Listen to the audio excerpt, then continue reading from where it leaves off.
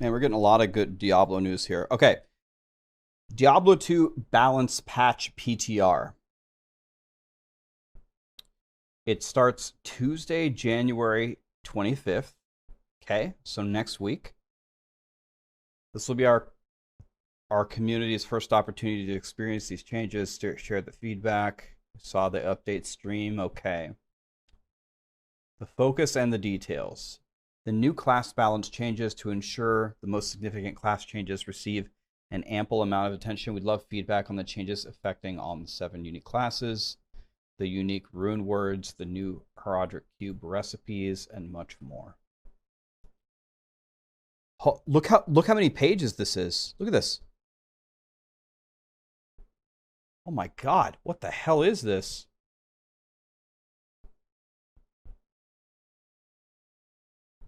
Oh my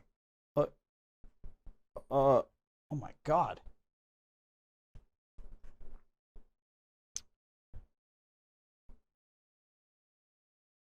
Oh my god, there's so much here.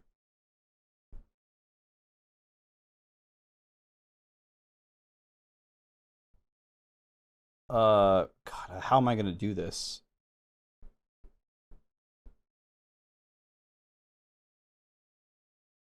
Oh man, dude, this is kind of overwhelming. Look how much they changed.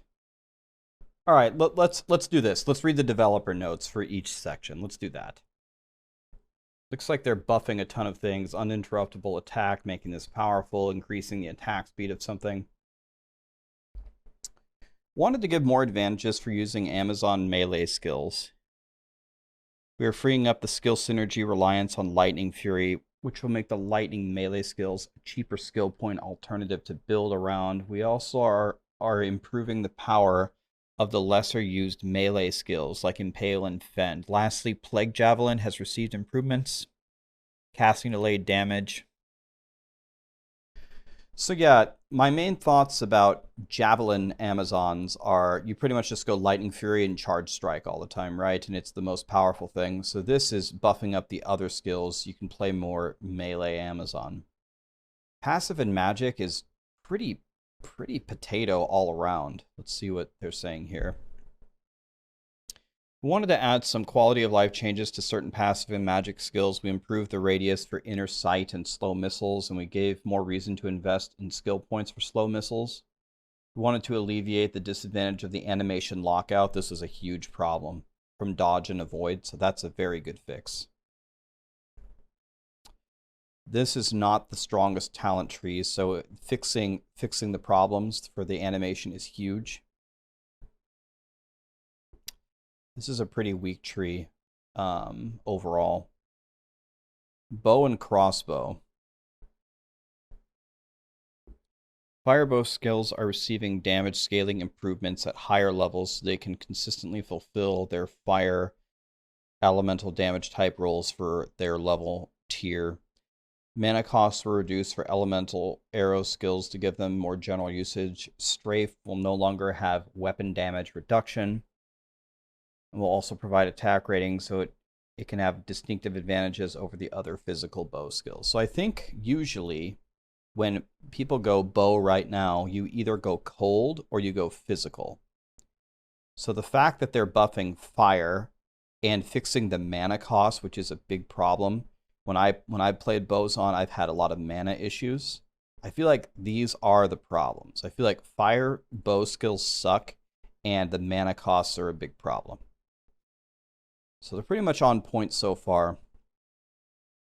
Damn, they're doing a lot for Assassin here. God, it looks like they touched almost every single one of the martial arts skills. Martial arts skills are receiving a significant change, with having finishing moves, including the attack skill, only consume 1 of each charge instead of all 3 at once.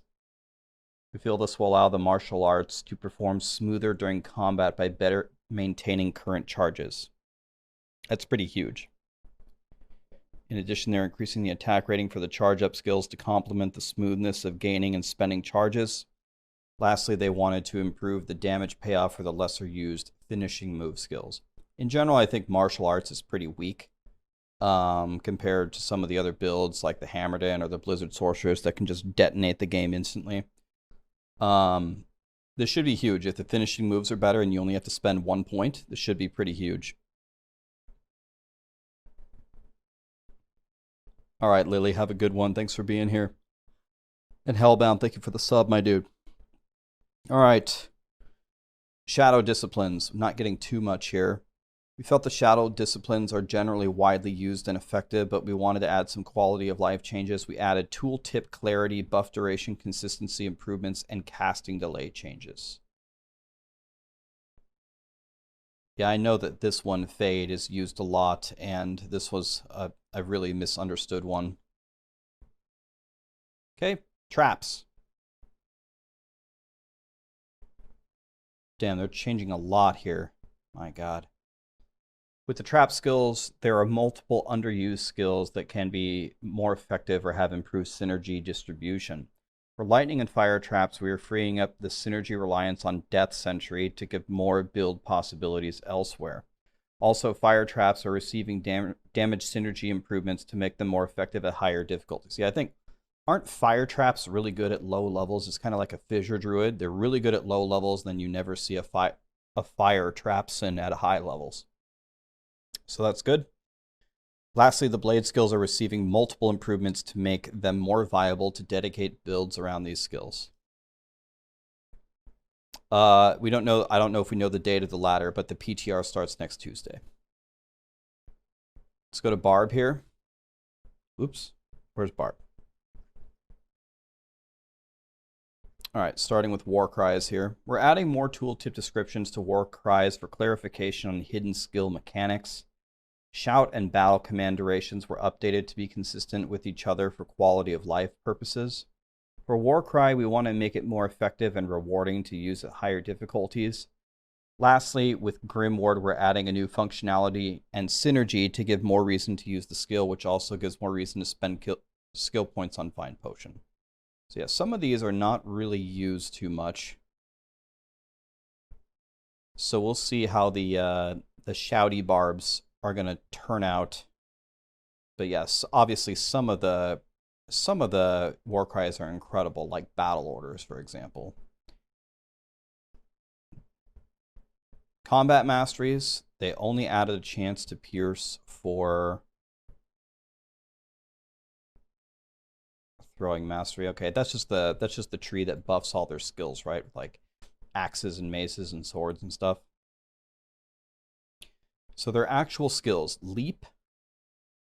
The speed of leap is increased by 75% and leap attack, and its damage is increased tremendously.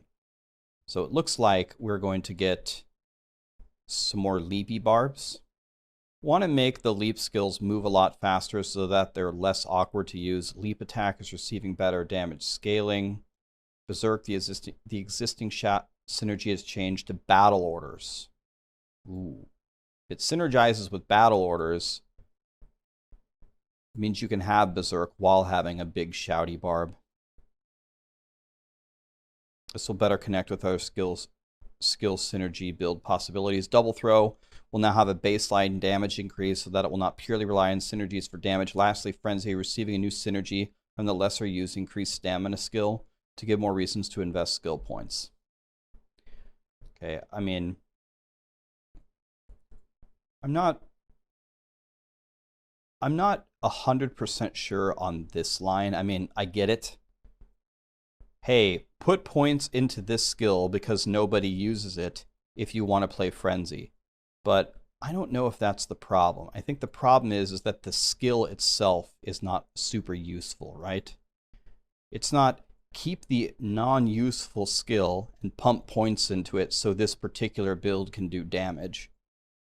What about just making this skill a little bit more valuable?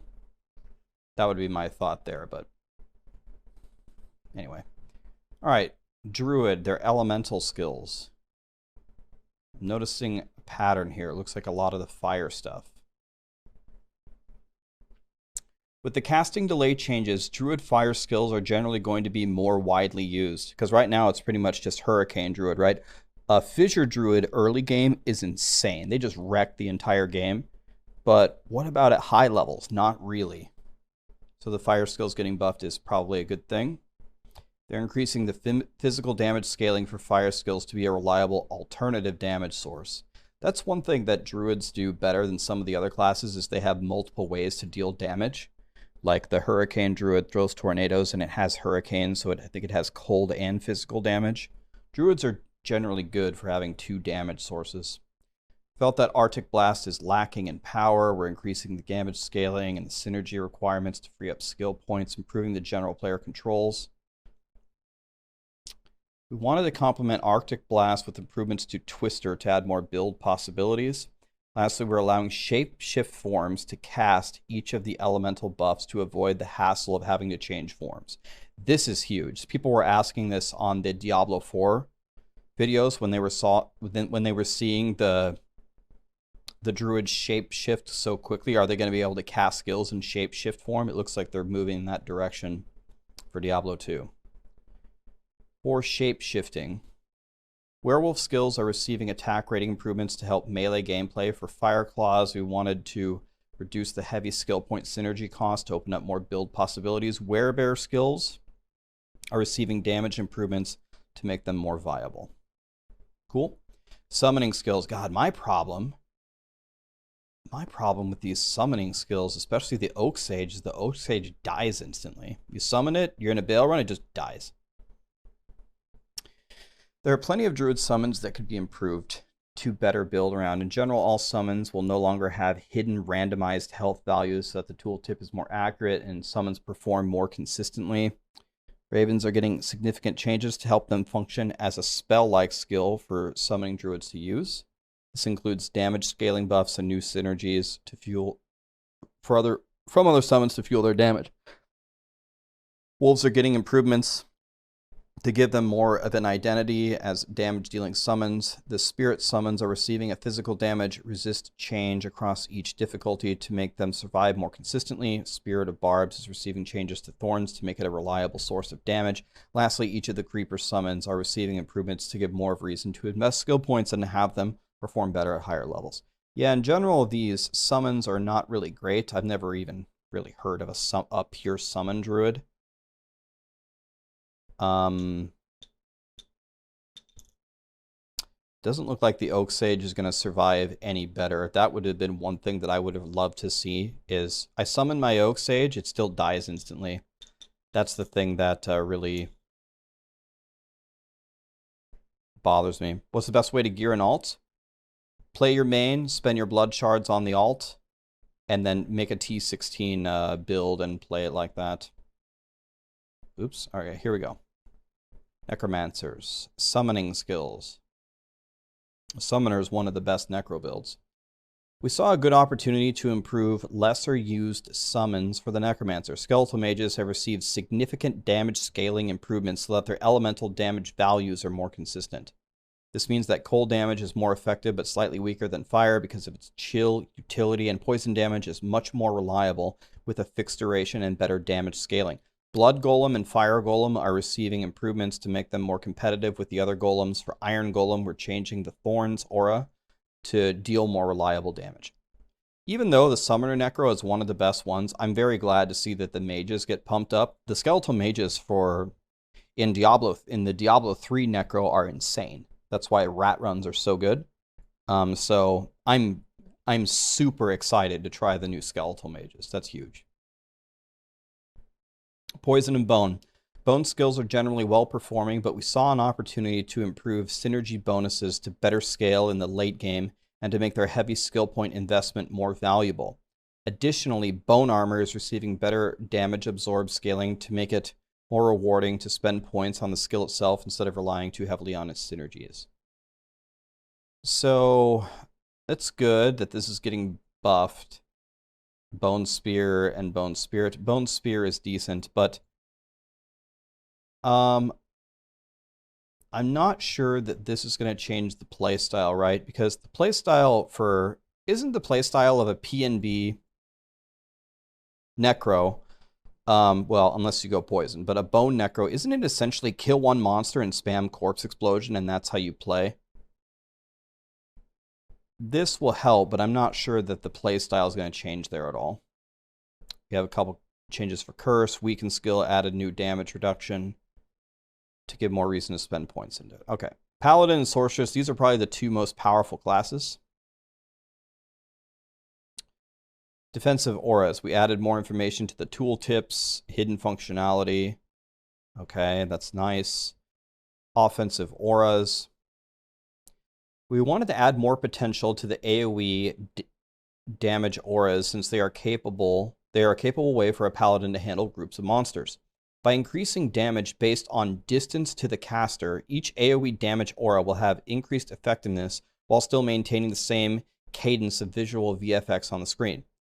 Also, we saw that Holy Fire should scale better at higher levels to be consistent with the general fire damage power compared to the other elements. For Thorns, we want to improve gameplay around getting hit to deal damage, so we're making the skill deal flat damage based on attack attempts rather than returning damage after getting hit. This will allow Thorns to have a more consistent combat preference. So this part here is actually sounds pretty fantastic, actually. Increasing damage based on distance to the caster. So you're playing this Auradin, and the closer you are to monsters, the more damage you deal. And you get further away and you deal less damage. This, I think, is a fantastic change because it's a cool play style, right? You have to decide, all right, am I going to dive in and get my ass kicked but to deal more damage? Or am I going to run away and do some damage out here while I recover? And I think this is how the fantasy of it should work, right? If you have an aura around you that's burning enemies, doesn't it make more sense that the closer they are to you, the more damage they would take? So from a fantasy perspective and from a gameplay perspective, I love this change. I love it. Combat. We wanted to improve the less used combat skills to give more viable options. Holy Bolt will now pierce to increase its combat use cases and will have less skill point synergy investment to open up more possibilities. Yeah, I never see a Holy Bolt Paladin. Fist of the Heavens is also getting the same Holy Bolt pierce changes and will now have a less casting delay, improved controls. Both of these skills are bad, so very happy to see them buff. Let's see how they perform on the PTR.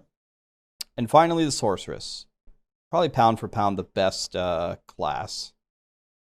With cold armor skills, we wanted to further diversify them by ensuring that each has distinctive advantages. After these changes, chilling armor will have the greatest defense bonus and damage potential while still only triggering on ranged attacks. Frost Nova is receiving damage scaling improvements to give it more power where it was lacking in the later game. I was going to say, Frost Nova isn't an amazing early game, but they really know this game. Some of the comments that they put in here from the developer notes, these guys aren't just game designers. These guys play this game. These guys know this game. Because I was going to say, Frost Nova isn't it great early game, but they said no, later game. This is impressing me. These guys have actually played this game. Either they played the game or they read. They know what the community wants. And yeah, the cold armor skills don't have a lot of diversity in them. Lightning. We saw an opportunity to add new synergies for lesser used lightning skills to increase their damage potential and create new skill possibilities. So Thunderstorm's getting more powerful. Nova is getting more powerful. Wow, I thought Nova was already pretty good. I mean, you need insane gear, but isn't Nova already pretty good? Nova's getting even stronger? This seems like it's going to be a pretty insane build. Damn. Now I really want to play. I want to play a Nova Lightning Sorceress, and I want to play the Summoner Necro with the mages.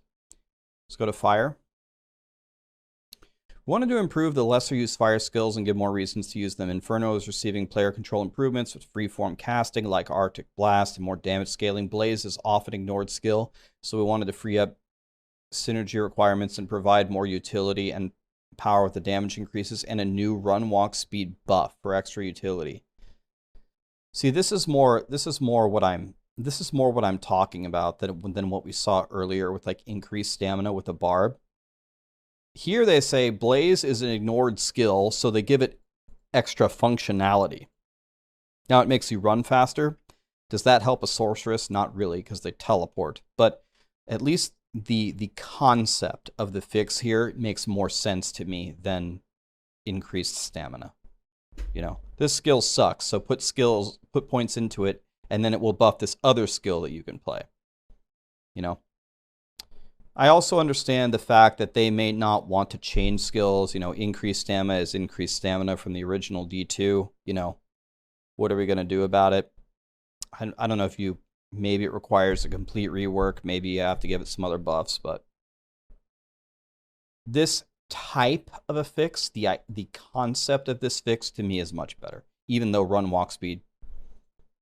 I guess literally for a Blaze Sorceress it helps, because with Blaze you literally have to run around. So it makes sense for this particular build, but usually the reason why I think people don't play Blaze is because running around as a Sorceress doesn't make any sense. Lastly, with Hydra, we wanted to improve the gameplay of summoning Hydras to make it easier to use the skill in combat situations. The removal of the casting delay and the new limitation on max Hydras will match the maximum Hydra count achievable for the changes, but now players will have much easier time to summon that amount. So essentially what I'm reading here is get the Hydras out faster. Hydra is such a cool skill. I wish it was stronger. So it is getting stronger. You can get the Hydras out quicker and the casting delay is removed. If we can get our Hydras up everywhere and they're plowing, this is going to be a really sick build. All right, let's check out the mercenaries. Hiring a mercenary in expansion mode will now always offer mercenaries that match your character's level. Oh, thank God. No longer resetting for a level 85 Vicky hat or whatever to put on your Andariels. Instead of having a randomized level difference. Thank you. Thank you. Act 1 Rogue Archer. Updated each stat and skill gains and each difficulty to match so that there's no disadvantage of leveling up in hell. Okay. They now have Cold Arrow and Explosion Arrow. The Rogue Archer is getting a new flavored range skills that will scale as she levels up. These new skills should improve her AoE effectiveness and make her a more effective range damage dealer. Okay. Desert Mercenary, update each stat and skill. Okay. That's going to say that for all of them. Nightmare and Hell difficulty now have all 6 different aura types from the higher menu instead of separating them out by 3 per difficulty. Thank you. Can hire my mercenary easier and it's going to match my level. Thank you. Nice. Thorns. The Thorns aura level scaling increased and will now continue to scale up beyond the highest level threshold. Desert Mercenary is already popular, but we saw an opportunity to add some quality of life improvements by allowing players to hire them better. Okay, with the general improvements to Thorns, we wanted to improve the level scaling to make this mercenary more meaningful. So, sure, that's great that this is scaled up. Let's just say that this is going to have to be extremely, extremely powerful to ever consider using it, right? Because the other ones are already so good. They give you, what, the Might aura, or they give you the Freeze aura. Those are so helpful. So unless this Thorns thing is extremely good, I don't know who's going to use that. The Act 3 Iron Wolf updated that thing. Okay. Life baseline and scaling increased by about 25%. Has the same life as the Act 1. Mercenary defense baseline has increased to match the Archer again. Resistance's baseline increased. Okay, so now they're the same. Got it. They now cast Glacial Spike more often, and the leveling is increased, and the Frozen Armor scaling is increased. Removed Inferno, added Firebolt. So these are they're again a better ranged attacker here. Added Enchant. Enchant? Oh. The Iron Wolf now casts Enchant on himself, the player, and nearby allies. Oh man, that's big. That's huge. Now you... Okay. Okay, wait a minute. Now maybe you take the Fire Iron Wolf. Lightning. Added static field. Oh my God. Sorceresses don't get to play anymore.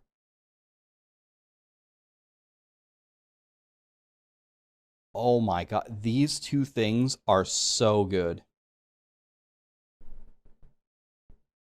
Wow. Now all of a sudden the Act 3 Mercenary is super relevant. Super, super relevant.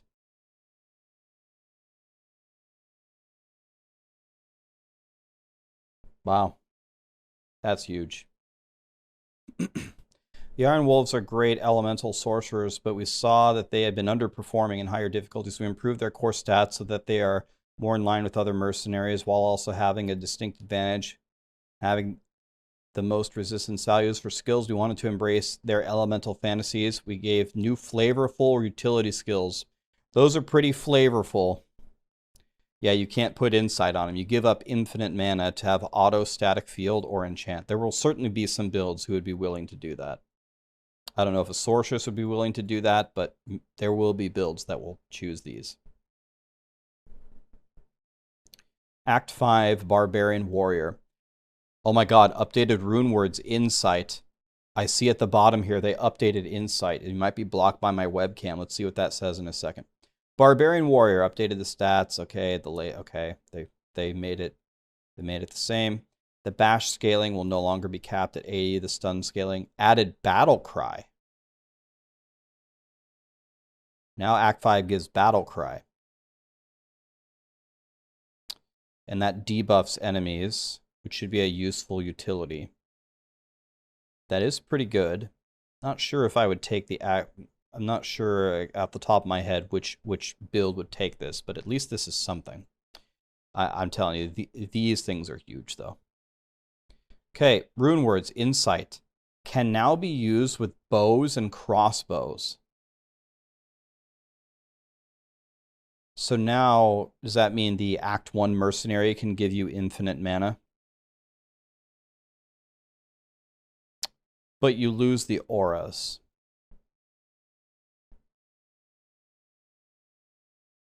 Act 1 Mercenary now can use it, but you lose the aura. But is that worth it for anybody? Is it worth it?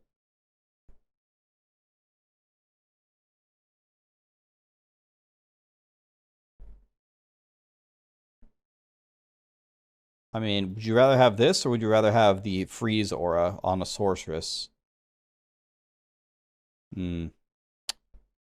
Yeah. Well, not sure how. I mean, this. Forget the mercenaries for a second. This might be great for an Amazon leveling up. Yeah, what about leveling as a Boazon? Exactly, Jeremy. That's fantastic for that. Fantastic for leveling up as a Boazon. If I remember correctly up here, they already said for Amazons that they're improving the mana skills of bow skills anyway. Mana costs are reduced. So it's going to be nice level as a Boazon. You're going to be shooting arrows till the cows come home. All right, all of these have been released by different content creators. Another bow and crossbow skill, you get concentration aura. Freezes target. Going to be doing more damage and freezing them. Flickering Flame, I'm not sure how excited I am for this. Maybe some fire builds will take this. Is this better than a resist fire? I guess is helpful. It's not too bad, especially early game when shackles are worth a million. Maybe you would make that. So obsession, Zod ist lem lum. This is IO, right? It's IO, not low. Nef. Let's see here. 4 skills, 65 cast rate, 60 FHR, 25% more life, regenerates your mana, 70 all res, 30 MF, So I'm trying to compare this. This is a staff, right? So how does this compare to an Oculus plus a Spirit? It costs you a Zod.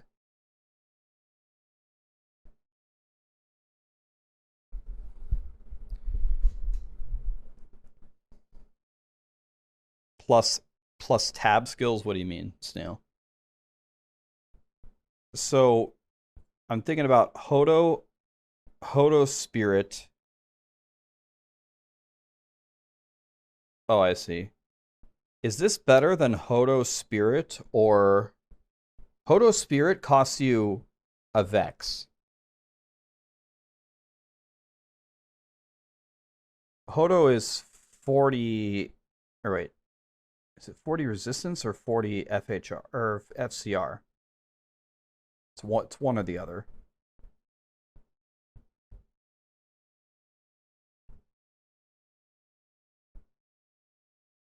This is certainly a powerful staff, but is it worth Zod Ist?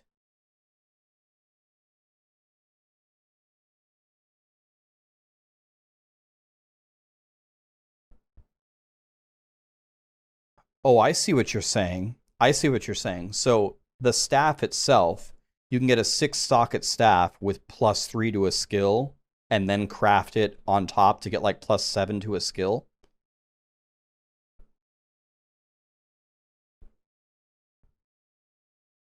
Okay, so if you find a godly 6-socket staff with +3 to Blizzard, for example, then this is going to be like the greatest of all time, right?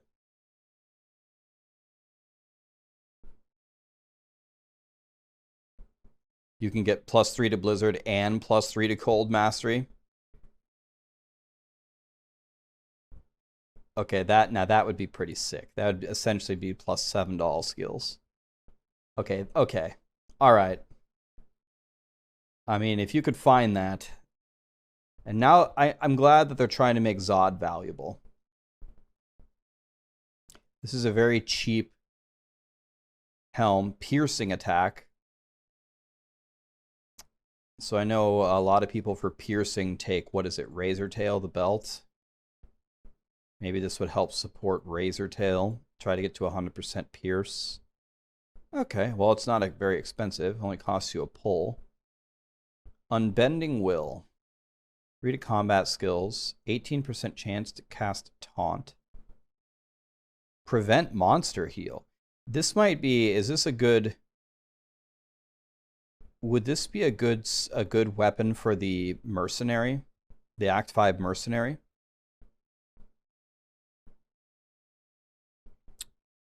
So that's another huge point, Snail. You don't need 156 strength to wear a spirit anymore. That's pretty huge as well.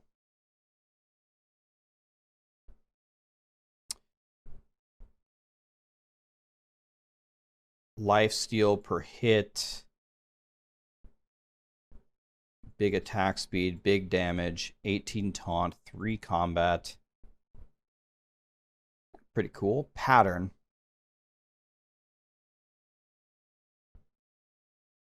This is just a low level claw, right? Imagine this. Would this be good for a low level martial arts assassin with all the new changes that they made? With all the new changes that they made, this could be pretty juicy for I might make a pattern on a low level martial arts assassin and try it. Plague, we cast lower resist, we cast 20% chance to cast lower resist.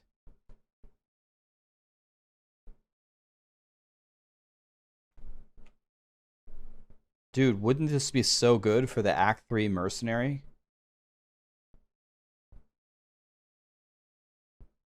Maybe on some other class, it gives you static field and lower resist.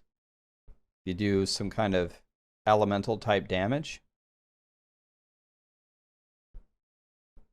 Minus 23 to enemy poison resist.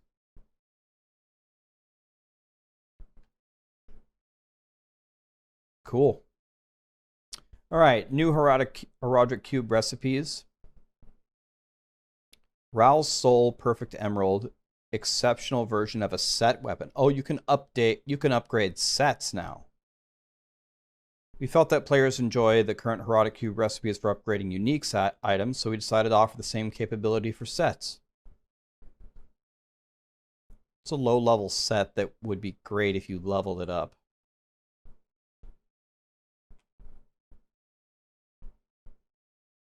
Looks like they're changing a lot of the sets here.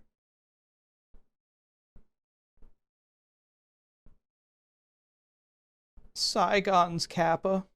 I was thinking about deaths. Deaths is pretty good, isn't it? That's about it. Well, here they're changing the sets.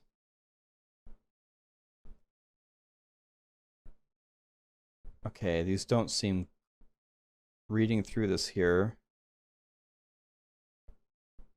this doesn't seem crazy. Let's see what this says. Many improvements have been made to set items that are generally underused by players. These will offer more reasons to earn multiples of these set pieces and to give some sets new capabilities to make them stand out more. Did they do anything to any of the good sets, like Talrashas or... Yeah, it looks like they only buffed the underused ones, and these don't seem crazy good. I guess it's better than nothing, but... Level area changes. Players now must smash the compelling orb to enter the Durance of Hate instead of killing the council. This means that Khalim's Will quest needs to be completed. So if you're power leveling, you got to fully do Act 3.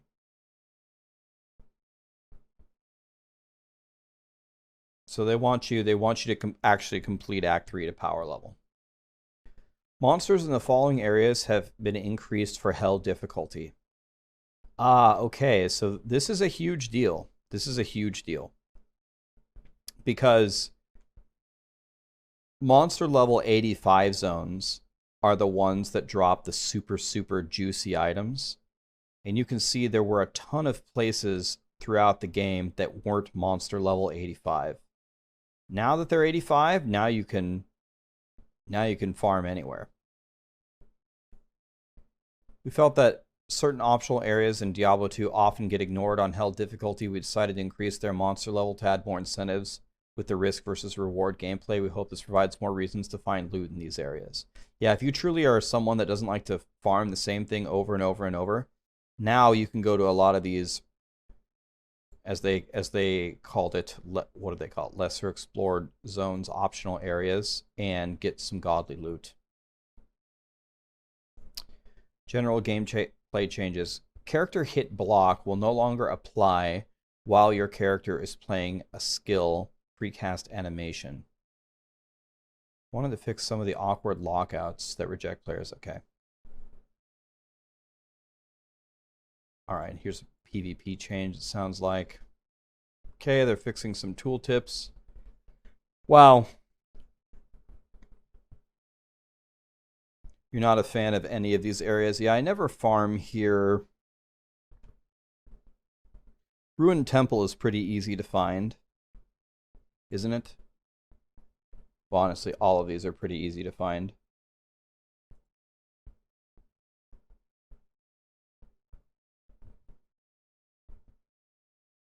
It's so small, it's like a room. Yeah, they'd be like Pindle runs, right?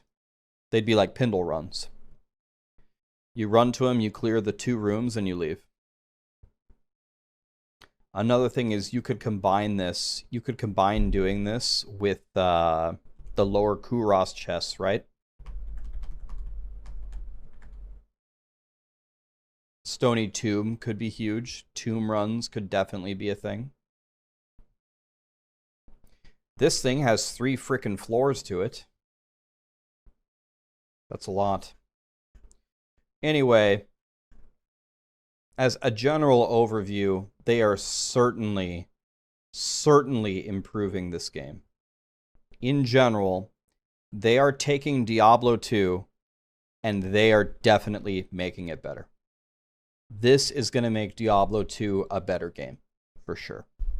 Even for the old fans of it, in general, they're fixing some of the bugs, some of the glitches, the animation lockouts. They're fixing some of the skills that really, really suck.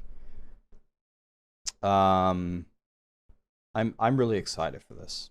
I want to make a low level Amazon, and I want to make that rune word.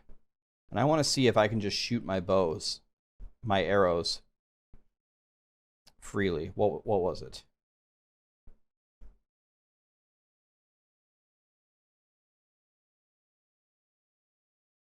Oh, it was insight. It was insight. I want to make this and see how it goes.